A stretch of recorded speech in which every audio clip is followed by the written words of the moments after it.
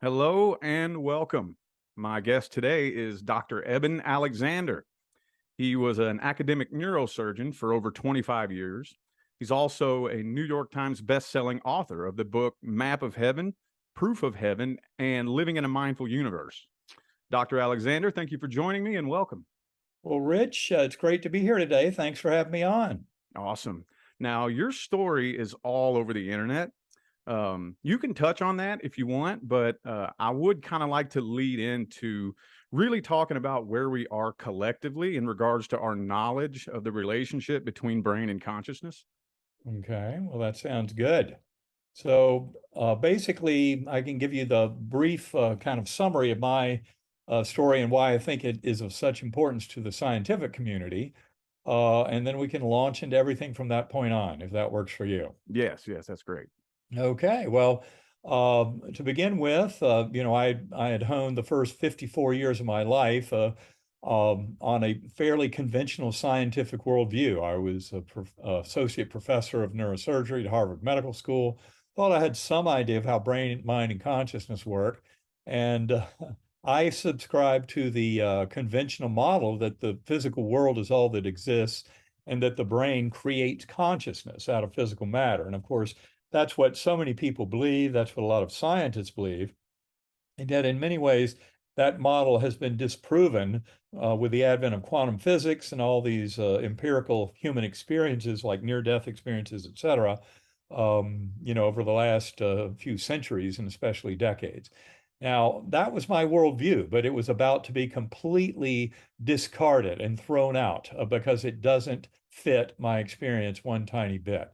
November the 8th, November the 10th of 2008. Um, I woke at 4:30 in the morning with severe back pain, soon realized I had a horrific headache. Within the hour or so, I was having grand mal seizures, and my family was very concerned and called the ambulance to the house. They hauled me off, still seizing and in deep coma from my home. There's a myth out in the lay media that somehow this was a medication-induced coma, which completely misses the power of the whole story.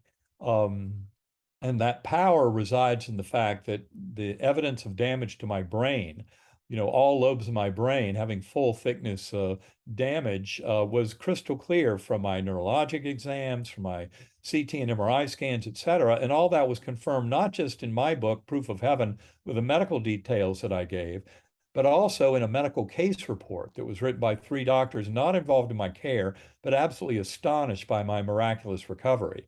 And they wrote this case report after reviewing more than 600 pages of my medical records. And in fact, there are two main conclusions in that peer-reviewed case report. One was that my brain was far too damaged based on the objective data to have come up with any kind of dream or hallucination, much less the most profound, extraordinary, detailed, memorable, and life-transforming set of events, which is exactly what happened. The second thing is to explain the way I am today. People who spend a week in coma due to a gram-negative bacterial meningoencephalitis do not end up having a full recovery. My case is really unprecedented in the medical literature. And that, I think, is the important statement for right now, that you have to explain my recovery somehow. And in fact, the peer reviewers challenged the authors and said, how do you explain this? And they said it's because he had a near-death experience that he was allowed this profound recovery. Now, to get right to the crux of what I experienced deep in that coma that I should not have experienced according to all the tenets of modern neuroscience, given the damage to my neocortex. Important to point out that, for one thing, I was amnesic, and that's an unusual feature of my near-death experience, or NDE. Most people who have NDEs have a fair amount of memory associated that allows them to engage in that spiritual realm. But for reasons that became clear to me in the months and years after my coma, I was amnesic. And that has to do with the fact that if I had had the very typical NDE, if my father, for example, had been there, he passed over 4 years before my coma. If he had been there, I would have been more tempted to dismiss the whole thing as, a trick of the dying brain. And that's why it had to take on these extraordinary characteristics, including the amnesia. I had to witness a complete loss of all memories and then a complete return of all memories in the 2 months after I came back from coma. But in the depths of the coma, in this amnesic state, it began in what I call the earthworm's eye view, a very primitive, coarse, unresponsive realm. And it seemed to go for ages and ages, because I had no memory moment to moment. And note, do remember at this point, I had no memory of humans, Earth, this universe, Eben Alexander's life events. None of that was there. None of my religious beliefs, none of my scientific knowledge. Every bit of it was deleted. And I think that was very important for me to have a empty slate to go through this extraordinary experience and then have a return of everything over the 2 months post coma. Now, from that early earthworm eye view, as I called it, the primitive course, kind of dirty jello subterranean existence that it started in, I was rescued by a slowly spinning white light that approached me out of those murky mists in the earthworm eye view, and it opened up like a rip in the fabric of that ugly um, region and led up into this brilliant, ultra real, uh, ultra detailed gateway valley, as I call it. I was a speck of awareness on a butterfly wing. There were millions of other butterflies looping and spiraling in these vast formations. Um, and the scene was indescribably beautiful. That's one of the things you often hear these experiences are ineffable, that is, indescribable, that our language really doesn't suffice to try and explain them fully. And that's absolutely true. But I tried to give it the best shot I could in the description I gave in the book Proof of Heaven. But it was an absolutely lovely, idyllic environment, kind of like Plato's world of ideals, but for the individual soul, because that Gateway Valley uh, is an intersection of kind of the earthly realms and the higher spiritual realms, in which we would go through things like reuniting with souls of departed loved ones, with our higher soul, um, going through life reviews, planning next incarnations, all those rich kind of pieces of the spiritual realm that we often encounter would occur in that realm. And I remember I wasn't alone. That was one of the most beautiful aspects of this. And those who've read Proof of Heaven will realize there was a beautiful spiritual guide or guardian angel beside me on the butterfly wing, sparkling blue eyes, high cheekbones, high forehead. She never said a word to me. She never had to, but her message to me was deeply delivered, mentally, telepathically, emotionally. You are deeply loved and cherished forever. You have nothing to fear. You are deeply cared for. And I cannot tell you how reassuring and affirming and comforting that message was. I was already getting the feeling in this realm that this is a spiritual home. This is not something that seems foreign to us. And that's one of the most amazing things about these journeys. Important to point out because they might sound scary or foreign, but in fact, what we find is we are most at home in that realm. And that is, to me, was just a real shocker. The comfort, the kind of acceptance, the engagement. And what I witnessed there was this soft summer breeze that blew through.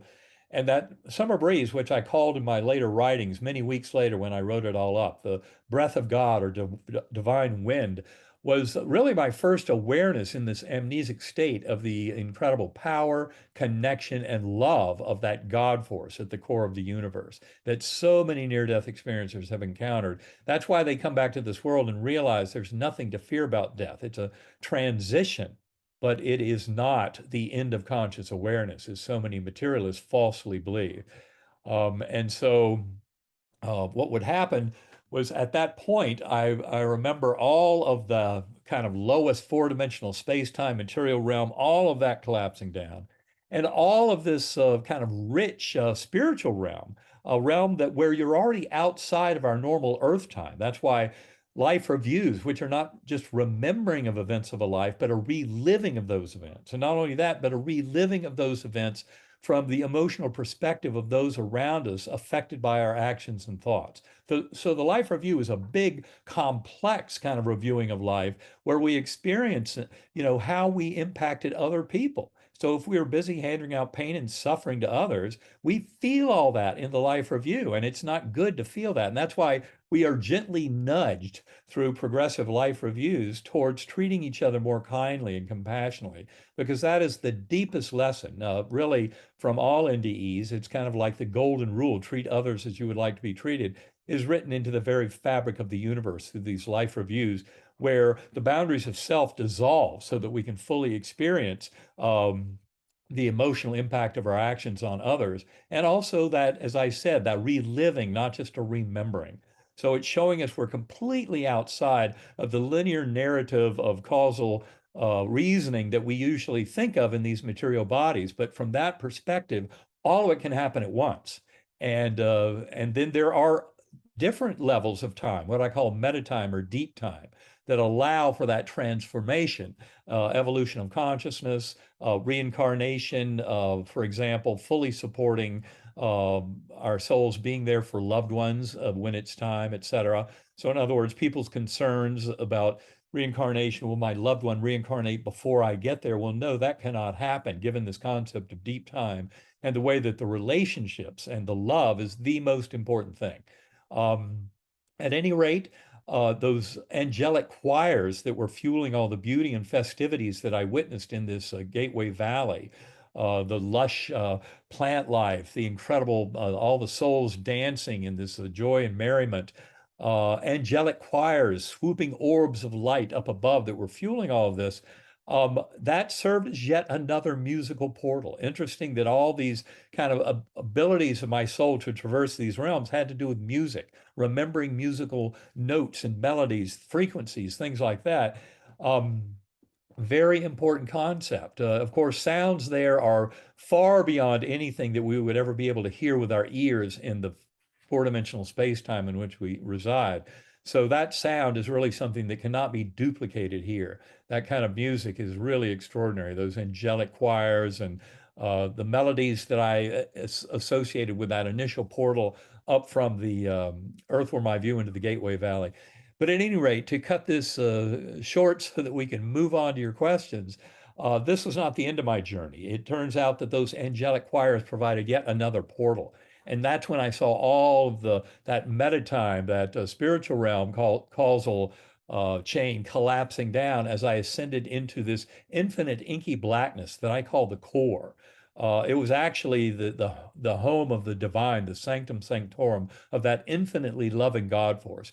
And by the time you're there, there is no remaining ego sense whatsoever. In fact, everything has blended into all paradoxes, resolved, all dualities becoming one. That's why that God force is just pure, unconditional love with an infinite power to heal and bring into wholeness.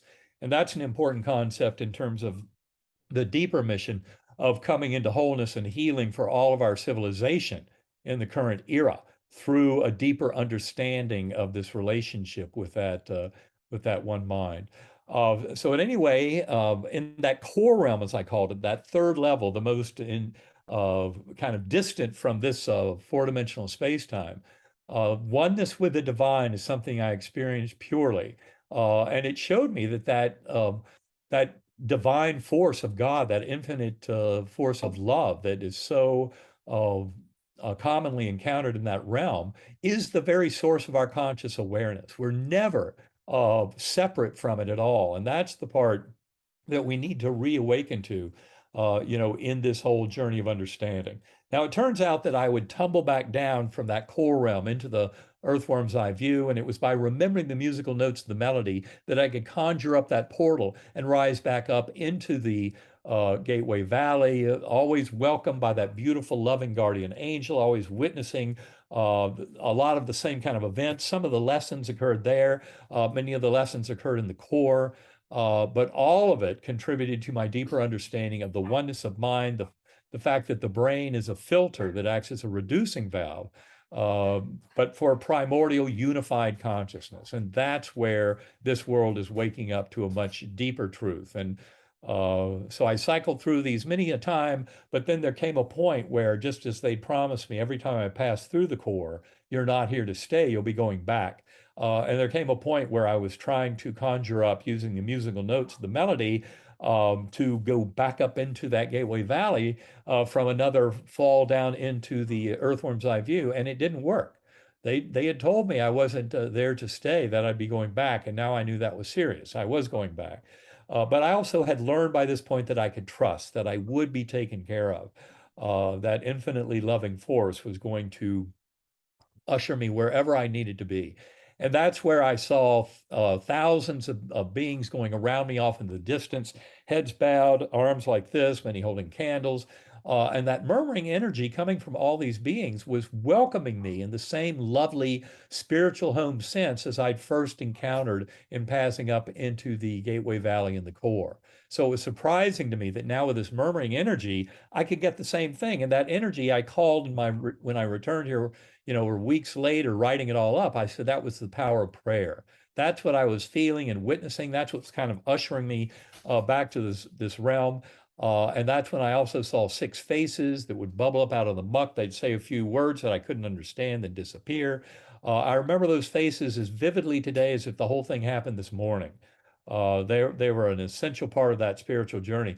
And they serve a purpose because five of them were physically present in the ICU room the last 24 hours of my coma. So, in fact, they were what are called veridical time anchors that proved to me that the vast majority of my coma experience, that seemed to go for months or years, must have happened between days 1 and 4, or at most 1 and 5 of my 7-day coma, 7-day Earth time coma.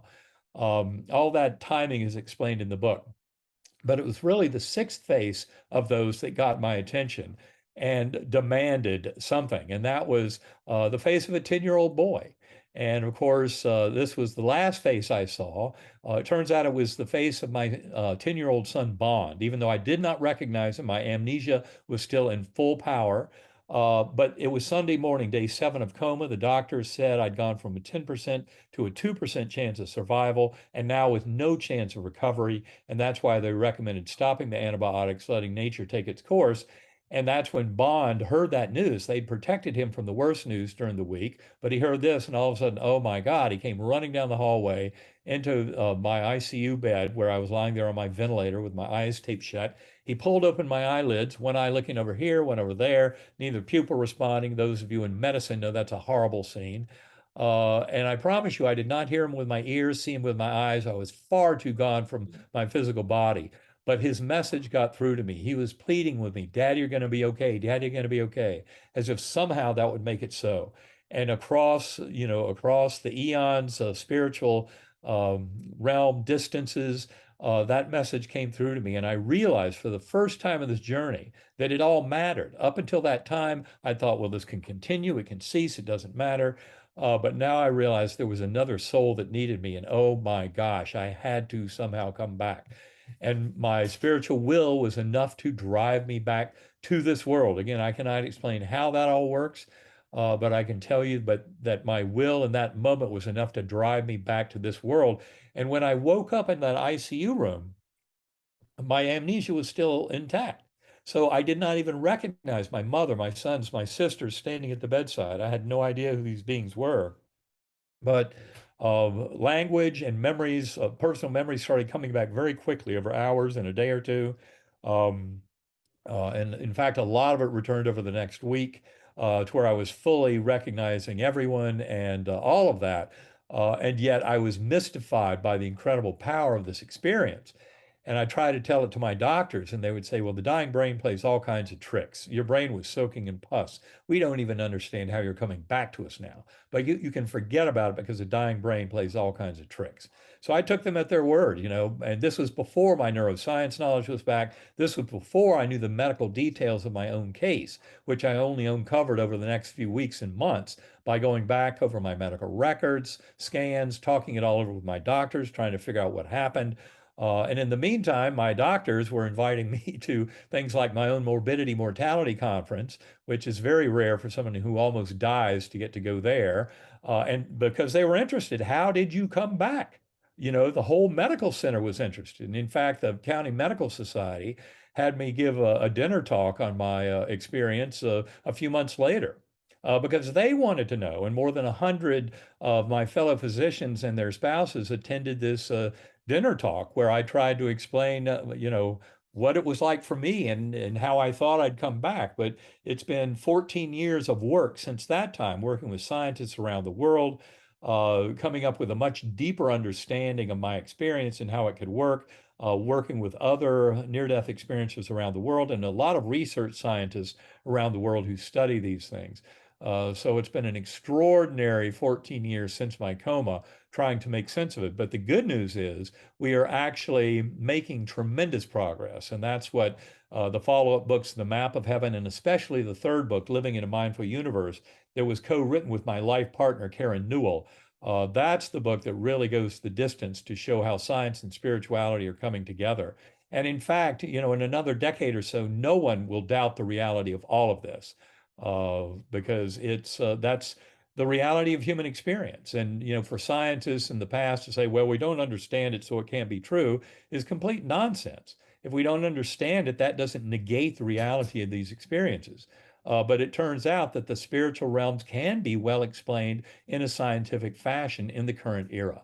You have to resort to quantum physics, you have to resort to the hard problem of consciousness, to philosophy of mind, to consilience of all these lines of evidence that point to the primacy of consciousness of the universe. But that's exactly the goal of our book, Living in a Mindful Universe. And that's been endorsed by many of the world's leading scientists of consciousness studies around the world today, because it goes a long way towards explaining how all this is absolutely the scientific reality of our current era. Yeah, that's you kind of touched on a couple of the things that I was going to ask you, because one of the first things I was going to ask is where you feel like we are in regards to understanding the relationship between brain and consciousness. Because obviously, me, like pretty much everybody else probably who knows who you are, I first heard your story back in 2017, and my first thought was, this guy is probably one of the most important key players in this movement of shifting into like a new world, a new understanding. So do you think we're making really good progress as far as that goes? We are absolutely making progress. I have no question about that. In fact, I have absolute proof of that progress.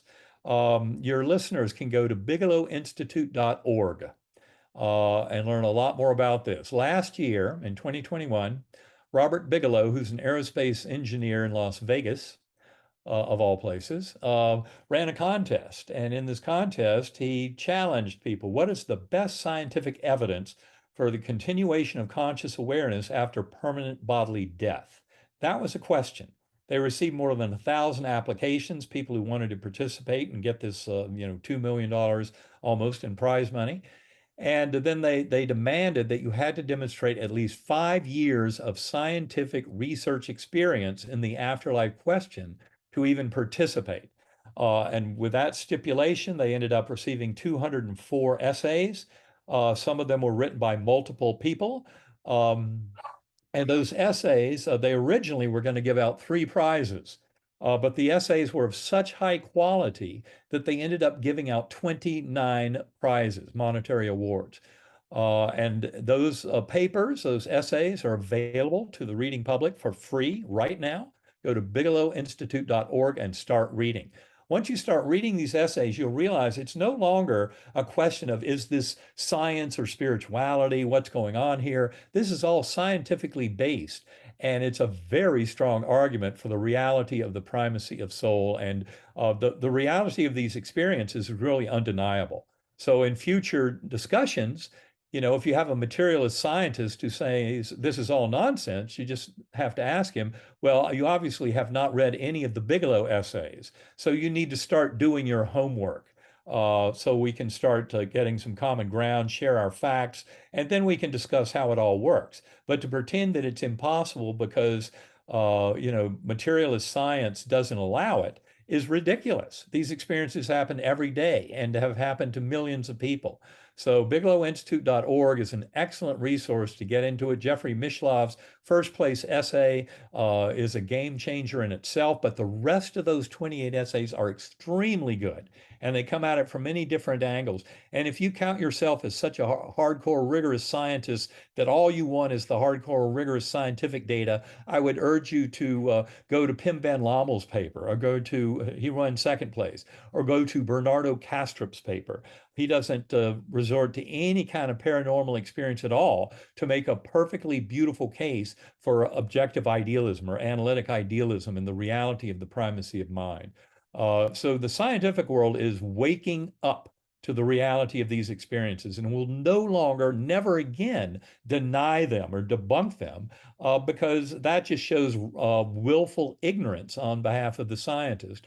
They're just demonstrating that they haven't read any of these Bigelow essays or any of the other literature supporting the reality of the afterlife.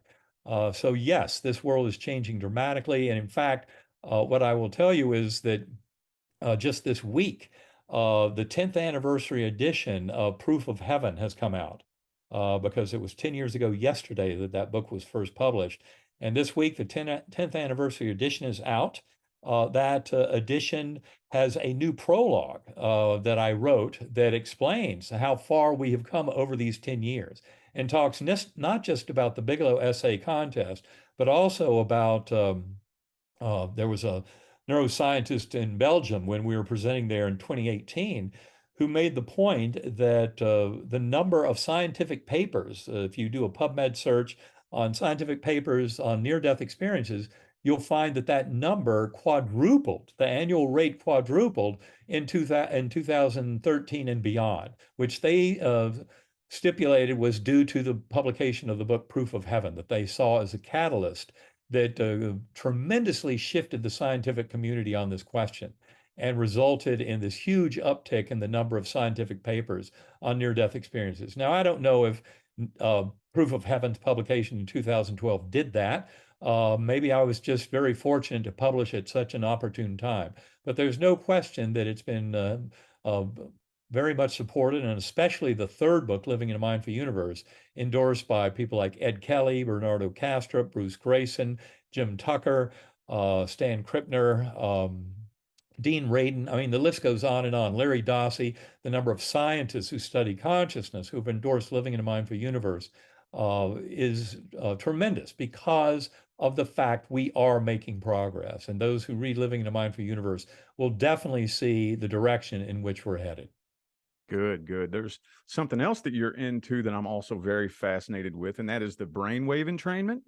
Yes. Can we touch on that a little absolutely. bit? The sacred acoustics? Yes, well, it turns out that I use binaural beat brainwave entrainment, an hour or two a day. I've been doing that for 11, 12 years now.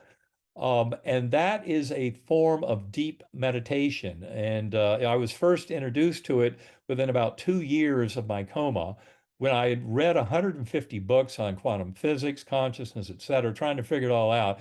And I knew finally that what I really had to do was explore my own consciousness and start meditating. And that's when I learned of the work of Robert Monroe at Monroe Institute and his binaural beat brainwave entrainment. For your audience, just to inform them a little better of the bigger picture, binaural beats, a phenomenon discovered in the mid 1800s by a Prussian physicist. He demonstrated with a single tone, a pure tone to one ear, and a slightly different tone can be different by anywhere from 0.1 to 25 hertz or so, cycles per second. But the different tone in the other ear, and what it does is it generates this wavering sound deep in somewhere in the brain, kind of a wah, wah, wah, wah, wah, wah, wavering sound that's equal to the arithmetic difference between those two input tones. So if we put in 104 hertz here, 100 hertz here, we'll get a 4 hertz wavering tone as the differential between them. And then investigators in the 20th century, Robert Monroe being one of them, but other investigators too, found that you could enhance out-of-body experiences using binaural beat brainwave entrainment. Other investigators found you could enhance remote viewing skills. Remote viewing is, that the whole field of psychic spies, and I like how remote viewing has been used in other ways than just military intelligence. For example, Stefan Schwartz has written extensively about how he used remote viewers in archaeological digs in the Middle East and on Malta, places like that, to discern what was going on underground. Remote viewing is a way of putting your mind into a state where you can actually receive information from the universe. Another example is back in 1973, Ingo Swann remote viewed the blue rings of Jupiter 6 years before the Voyager spacecraft went by and documented the blue rings of Jupiter. And so it was remote viewed long before that. So remote viewing is a way to access information across space and time that is a very powerful technique that's been statistically validated by Jessica Utz, head of the American Statistical Association, et cetera. This stuff is very powerful. But when you can enhance it using binaural beat brainwave entrainment, that's what we're talking about right now. And I use it for meditation. And we've shared binaural beat brainwave entrainment in the form of sacred acoustics. You can learn more at sacredacoustics.com. Full disclosure, that is the website of my partner, Karen Newell, the co-author of Living in a Mindful Universe. I'm their alpha user. I don't have particular financial interest in Sacred Acoustics, but I am a big fan and use it all the time because I've found it to be of incredibly good value in developing my relationships with everything I did in my near-death experience. And the way Karen and I have used it in workshops is to help people who've never had a near-death experience use something like Sacred Acoustics binaural beat brainwave entrainment to get into a deep conscious state where they can interact with this primordial mind, with higher souls, connect with souls of departed loved ones. All the big, powerful stuff you can do in meditation when you learn how to go deep and leave your little ego voice far behind.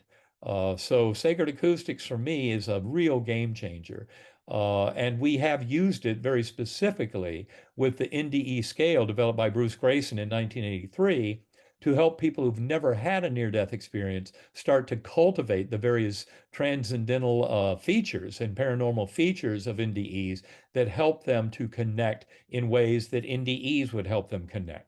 And this is where I think this kind of meditative experience can be most valuable to people. That's awesome.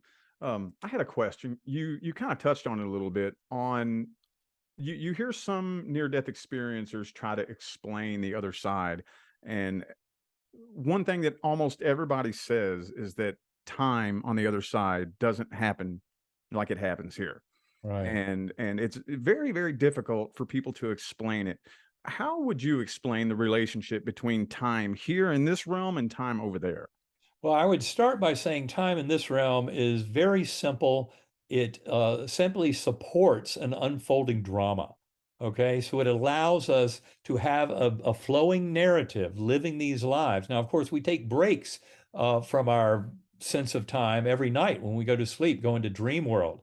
And I think there's some deep and profound reasons for that. I don't claim to understand them yet, but they have a lot to do with consciousness and how it interacts with the brain and all of that. But ultimately, I think and time flow in this material world only serves this tiny little narrative. And so when you're elevated up and out of that, through meditation, through an NDE, what have you, hypnotic regression can do this. But meditation is a very powerful way to get up and out of this kind of sense of flow of earth time. That's when you can start to visualize from the perspective of what I call meta time or deep time. And that's why, that's the whole reason that the life review, which is described in anywhere from 25 to 50% of near-death experiences, depending on the series, but the life review is really a reliving of events. It is not a remembering, a vague sepia-tinted remembering of events. It's a reliving of events in a very detailed, engaging fashion to allow you to grow from the events. And of course, as we all have heard many a time, as NDEers proclaim, is your whole life can flash before your eyes in great detail, and it can happen like that, in the snap of a finger, for example, during a cardiac arrest. So you don't need huge swathes of earth time to experience this meta time because you're already completely up and out of our earthly time flow. And it's a very important concept to get. And again, as I said earlier, so many times when you talk about all this stuff, and especially the huge scientific data supporting the reality of reincarnation, which is a giant piece of this whole discussion, just understand that the relationships and love, the binding force of love, are the most important factors. So there's no way a loved one would reincarnate before they would be there available to you in your passing over. And metatime is what allows for that kind of paradox to be avoided. So, very important because so many people, when they learn of the scientific evidence fully supporting reincarnation, they start to worry. Well, what if my loved one reincarnates before I get there? And I'm just telling you, based on the structure of deep time, metatime, and kind of soul journeys and the binding force of love, that would never happen. One of the things that, one of my favorite things that I would hear you talk about when I very first started listening to your story was that most people who do believe in the conventional scientific model that the brain creates consciousness, they don't have the first sentence to explain how that would happen. Now, we're starting to come to an understanding that the brain is a filter that allows consciousness in. Are we developing the first sentence that explains how that happens?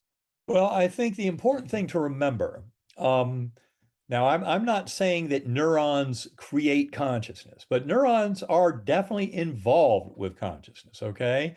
Neurons, each of us has between 85 and 100 billion neurons in our brain, many of which participate in this conscious process. And as I keep telling you, it's a filtering mechanism. So, in other words, its primordial unified consciousness is somehow working through the brain to give us this kind of perceptual awareness of the physical realm. And that's where I think the power lies. And the thing to remember in this discussion is that each and every one of those neurons is absolutely, completely, 100% a quantum computer. They all work with ions confined tightly in ion channels so that, Heisenberg's uncertainty principle, which basically tells you that you can never know with full accuracy both the momentum and position of a subatomic particle at a given time. And the interesting thing is that this whole kind of process of Heisenberg's uncertainty principle, given the tight confinement of ions and ion channels and neurotransmitters and synaptic vesicles, and other features of microtubules which can maintain quantum states. There's something about that whole system that is enabling conscious awareness in this primordial mind to project down into our brain by basically allowing only certain of those quantum states to exist. And that's what allows a certain kind of subjective reality to come into our awareness. But I think we're at a point where we really have to kind of flip our understanding of all this and not keep looking at the material realm as if that's going to give us the causal chain of events that lead to reality. But instead, we need to really flip this whole thing. And the problem that conventional science gets into is thinking that all of emergent reality is the result of bottom-up causation from the subatomic realm. That is, that if you understand the electrons, protons, quarks, photons, all the laws that govern them, physics, chemistry, biology, put all that together, and this whole kind of sea of subatomic particles, atoms, and molecules will spontaneously give you this reality emergent. And what that is completely missing is that human beings have never experienced a direct fundamental physical reality. All they've experienced is a phenomenal awareness. We've never experienced a direct physical reality. We see the reds and greens and blues that are coded in our nervous system for a teeny tiny piece of the electromagnetic spectrum, as one example. Okay, so all the information going on around us, I've heard the comparison that if you were to compare the visible spectrum, that is the light we can see with our eyes, to the entire electromagnetic spectrum, it'd be like looking at the paint on the surface of the 102nd floor of the Empire State Building. That's the part, the thickness of the paint there correlates with visible light. And all the rest of the Empire State Building is everything else of all the radio waves, the deeper long frequency waves, infrared, ultraviolet, X-rays, gamma, et cetera. All of that incredible amount of information that we don't even experience at all. And not only that, I mean, when you get down to it psychologically, we realize that what you see with your eyes, most of that is filled in by the brain. The visual information only serves as a clue, whereas most of your visual field is actually stuff that is put in by your brain as an interpretation of information. But to pretend that we have access to some ultimate stream of information, excuse me, that equals some fundamental physical reality is just not true. And in fact, the deepest lesson of quantum physics is that um, none of this exists other than through the mind of the observer. Another thing that I was wanting to touch on is that one of the things that I've heard you mention is that memories are not stored in the brain either.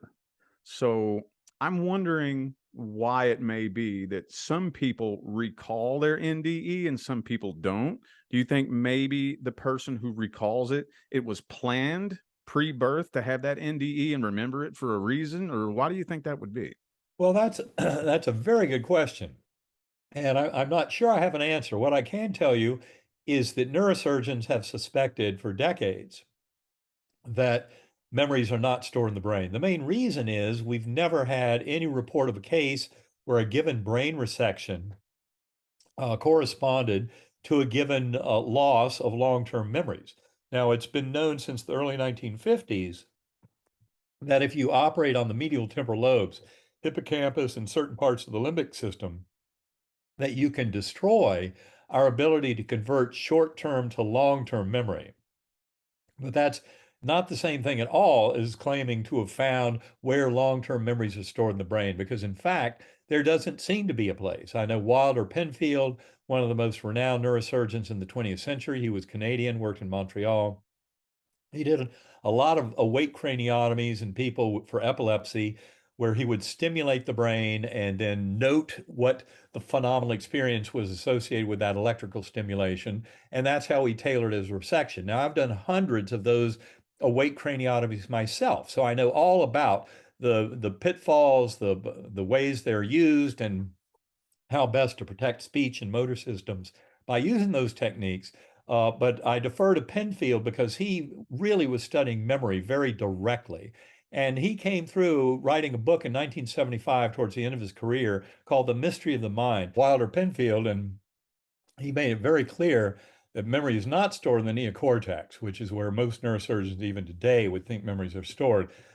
He was thinking maybe somewhere in the brainstem, but really the brainstem does not have the kind of complexity to really store memories in that fashion. And then, of course, there's also that huge body of evidence in the scientific world on reincarnation. If you go to uvadops.org, that's the University of Virginia Division of Perceptual Studies, you'll find they've studied more than 2,700 cases of past life memories in children suggestive of reincarnation over the last 6 decades. And 1,700 of those cases are, quote, solved. That means that they actually found the prior person whose life is described by the child. And so reincarnation, when you study that literature, is an absolute fact of human existence. The thing is, most of us don't remember our past lives, certainly as adults.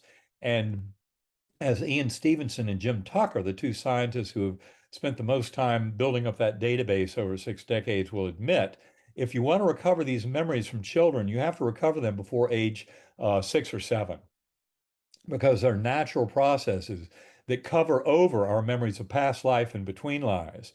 So that as adults, the vast majority of us don't remember them unless those memories are reawakened. For example, in a near-death experience, a shared death experience, they can be reawakened in hypnotic regression, in meditation, many different ways they can come back to the fore.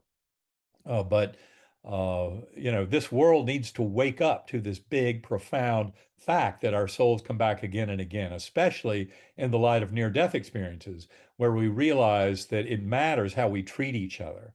Um, and so not only do we come back, but we really need to lean much more towards treating each other with kindness, love, respect, acceptance, mercy, when necessary, forgiveness. But it really is imperative for this world to grow up to this deeper lesson as exemplified by those Bigelow Institute essays, by Living in a Mindful Universe and similar books that are pointing to this emerging scientific reality. Yeah, one of the things that I've heard a lot of people say, and if I remember correctly, I think I've heard you touch on this too. Correct me if I'm wrong, but that it's very intentional that we're supposed to forget about all that in order to come like play this part. Would you say that's true? Well, I would say that's very, it seems to be very much the case now. That is, when I look at all this, I think the rules change over time. But I'd say the rules in this 5,000 year epoch in which we are currently living, the rules are that we're to learn more about the oneness of mind, that we're all, divine, sacred, connected to that God force. And that's what humanity is to learn from this experience. Beyond that point, off into the future, I have no idea what the deep and profound lessons, what the direction of evolution of consciousness will be. But in many ways, I like to say that the current uh, goal of humanity really is to pursue what Pierre Teilhard de Chardin recognized as our true evolution back in the mid 20th century when he wrote his book, The Phenomenon of Man. And in that book, he realized at that time there were big debates about evolution and Darwinian evolution and biological systems. And he realized there was a much richer evolution going on, not just of biological systems on Earth, but of consciousness throughout the cosmos. And that, I believe, is exactly what is truly happening. We are here, there are uncountable other civilizations, but we are not really part of that club yet. And that's because so far we continue to live like a very barbaric caveman species with active warfare, violence and conflict, this kind of ridiculous political polarization, and all the conflict in our world is from that false sense of separation that's inherent in materialist thought.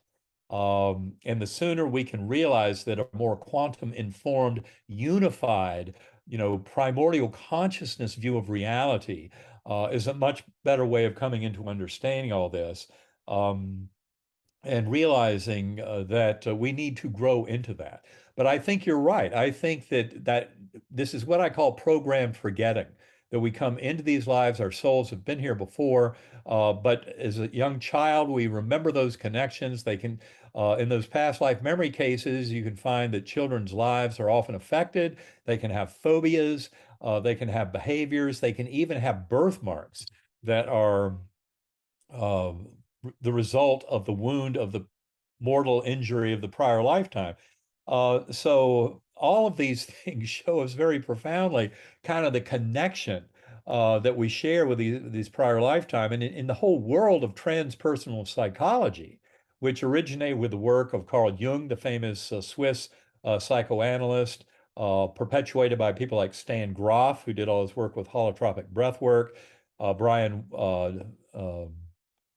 Brian Weiss, Michael Newton, and other investigators, all of them have carried forth as transpersonal psychology the idea that to really make sense of the issues in our psyche in this lifetime, we have to reflect on the fact that we've been here before.